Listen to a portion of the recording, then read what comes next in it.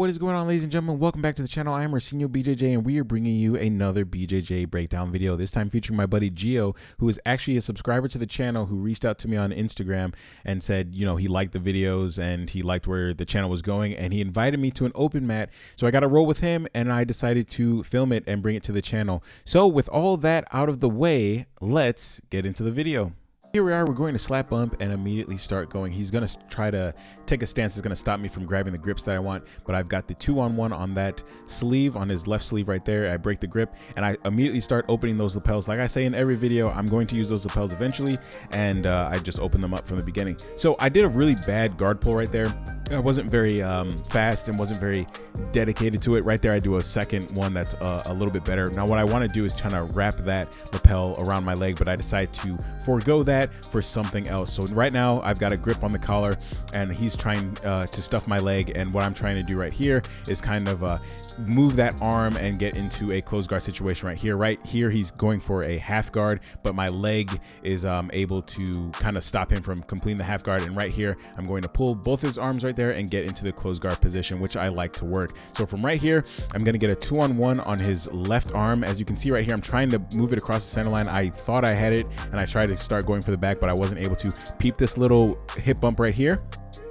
I'm going to lift the arm up and move it over and immediately start attacking the back. So when they start to bury their arms like that, you can actually lift your body up and move the arm before your body hits the mat, and get that separation that you need and get that arm over the center line. As you can see, I was able to hit a beautiful pendulum sweep after taking my right arm and grabbing his lat and hitting the pendulum sweep right there. So now I'm in mount, and I'm kind of trying to work for an Ezekiel choke from the mount, which is one of my favorite finishes in the gi. I decide to not go for that and go for something else right here. Right now I'm kind of keeping a high mount position.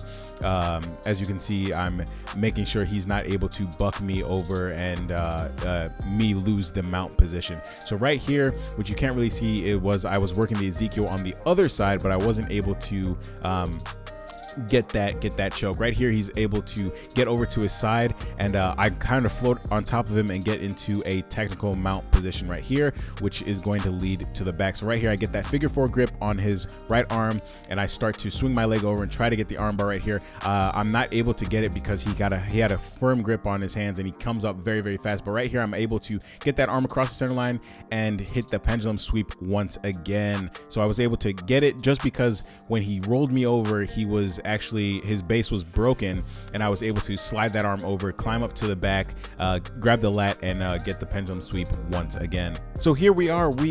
I'm in a half guard position right here, and I'm feeding that far lapel under his head. It's a way I like to control people from the half guard and side control. So I immediately switch my hips right here, take my right arm, and I'm pushing that leg down. What I want to do is make enough room for my right leg to backstep pass.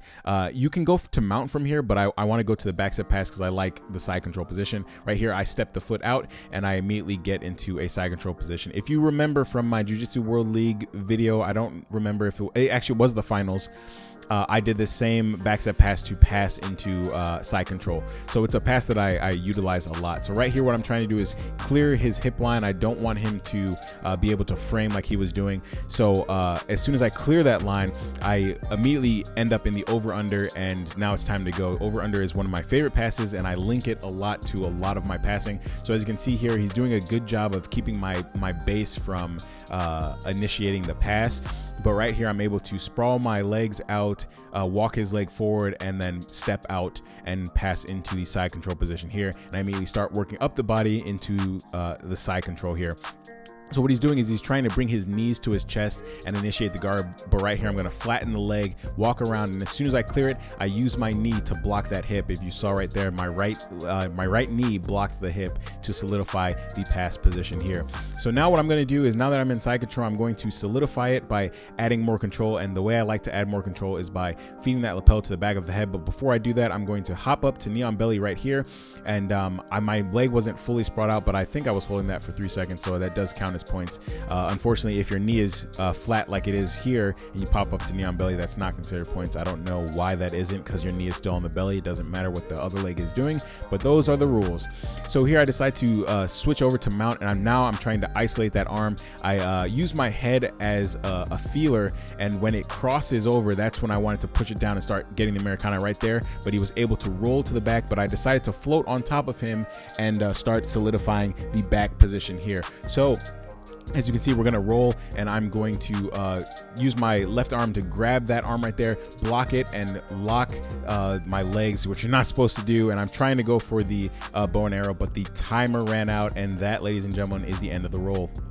So, ladies and gentlemen, that is the end of the roll. Thank you guys for watching, and it's actually really cool that somebody who watches the channel and subscribed to the channel, you know, reached out to me on Instagram and invited me out to an open mat roll. It was actually, I wasn't expecting anybody to, you know, reach out to me after watching these videos, but it was actually really cool. So if anybody's watching these videos and you're in the Los Angeles area or, you know, Southern California area, and you've got an open mat and, you know, you want me to come through and you want to get some rolls in, I would love to do that. I'm always down to roll with different body types. Doesn't matter the belt, whatever. I'm always, you know, eager and willing to learn from different people and different styles and different gyms.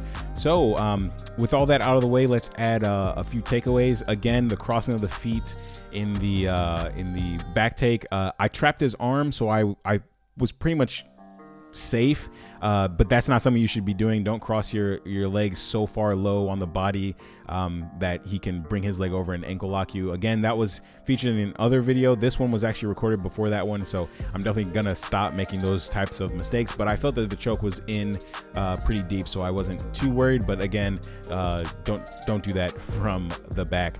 And that is the end of the video. Thank you guys for watching. I hope you have a wonderful day, and I will catch you on the next one. Peace.